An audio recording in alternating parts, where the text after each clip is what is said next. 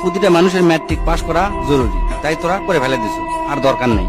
General লাইনে BA M A pass করে জীবনেও কিচ্ছু করবে পারবো না। বাবার যদি 8-10 লাখ টাকা থাকে তাহলে আজ থেকে শুরু করব ড্রাইভিং, না হলে ইলেকট্রনিক কাজ, না হলে এসি ফ্রিজের কাম, পাইপলাইনের কাম। এলে 1 বছর খুব মনোযোগ দিয়ে শিখে ফেলে দেবো। এর মধ্যে পাসপোর্ট করে থবো, ভালো এজেন্সি পেলে ইউরোপ মহাদেশে চলে যাব। বিদেশে যদি তোরা দক্ষ হয়ে যাবার পারিস তাহলে লাখ লাখ টাকা কামাই করা কোনো ব্যাপারই নয়। আর যদি বিদেশত না যাওয়ার শেষ তাহলে এখনই অটোমোবাইলের কাজ শিখে। অটোমোবাইলের কাজের কি যে দাম, যাকের গাড়ি আছে তারাই বোঝে।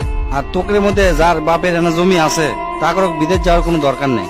বাপের কাছ থেকে কষ্ট মষ্ট করে 2 লাখ টাকা কালেকশন করে গরুর খামার দে, দেখবো তোর বন্ধুরা ইন্টারমিডিয়েট পাস করতে করতে তোর 20টা গরু হয়ে গেছে। আর যার 20টা গরু এক খামার থাকে তার মাসে লাখ টাকা ইনকাম করা কোনো ব্যাপারই নয়।